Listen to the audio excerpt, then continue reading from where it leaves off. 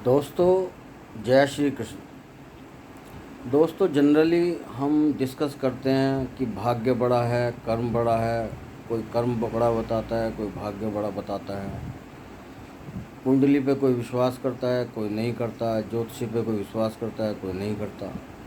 इन सभी कन्फ्यूजन में हमारी ज़िंदगी गुजर जाती है। दोस्तों ये सब चीज़ें क्लियर होनी चाहिए कि क्या है ये।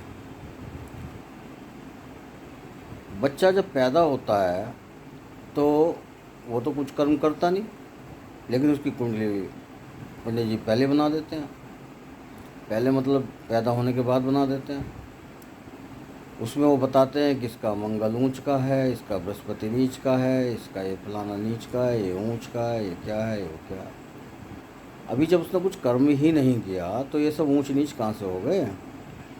ये बुरे भाव में बैठा है, ये अच्छे भाव में बैठा है, इसका ये योग बन रहा है। बड़ी अजीब बात है। लेकिन दोस्तों ये बिल्कुल सत्य बात है कि ज्योतिष को चैलेंज नहीं किया जा सकता। रीज़न क्या है कि जब ये कुंडली बन के आती है, ये एक ऐसा चार्ट है जो हमारे पिछले जन्म के बचे हुए कर्मों का बैलेंस है, और वे सारे बैलेंस ग्रहों के रूप में हमारे भावों में चिपक जाते हैं। कोई ऊंच का हो जाता है, कोई नीच का हो जाता है। हमारे जो 12 भाव हैं, इसी में हमारी पूरी ज़िंदगी का ये पाथ है जो हमारी पूरी ज़िंदगी चलती है। सिंपल सा लॉजिक है। अब समस्या ये है कि भाग्य बड़ा है या कर्म बड़ा है। दोस्तों भाग्य जो बनता है हमारा, वो पिछले जन्मों के कर्मों के हिसाब से ही हमारा भाग्य बन करके कुंडली में उभर जाता है, और फिर इस ज़िंदगी के अंदर जो हम कर्म करते हैं वे फिर एक्युमुलेट हो जाते हैं, और जो पिछले हमारे कर्म जो भाग्य के रूप में उदित हुए हैं उनको हम न्यूनाधिक कर सकते हैं। तो अगर हमें इन सब बातों को पहले ही पता चल जाता है, वो ज्योतिषी के द्वारा ही पता चलता है, और जब ये सब पता चल जाता है तो हम बहुत सारे गलत डिसीजंस लेने से बच जाते हैं और अपने पुराने भाग्य को भी सुधार लेते हैं।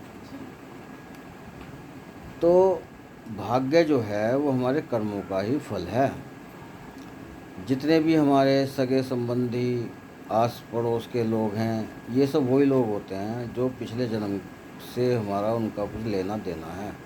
अदरवाइज वे नहीं हमको नहीं मिल सकते।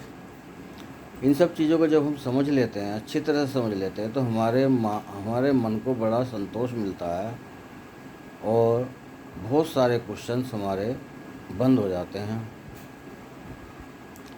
तो दोस्तों अपनी कुंडली का एनालिसिस किसी योग्य पंडित के द्वारा या योग्य ज्योतिष के द्वारा ज़रूर कराना चाहिए, और उसको टाइम टू टाइम कराना चाहिए। जैसे कि हम अपनी टेस्टिंग कराते हैं बॉडी की, उसी तरह से कराना चाहिए कि क्या चल रहा है, कौन सी दशा चल रही है, क्या हो रहा है, ये सब है। ऐसा करने से हम बहुत चीज़ों से हम अपने को सेफ कर लेते हैं। तो मैं तो आपसे यही कहूँगा कि आप जो हैं ज्योतिष में विश्वास करें, और अपनी कुंडली को एनालिसिस कराते रहें, जिससे कि आपकी ज़िंदगी में हंसी खुशी मस्ती बनी रहे। और प्रभु से मैं यही प्रार्थना करूँगा कि आप सब खुश रहें। जय श्री कृष्ण। जय श्री कृष्ण। यस।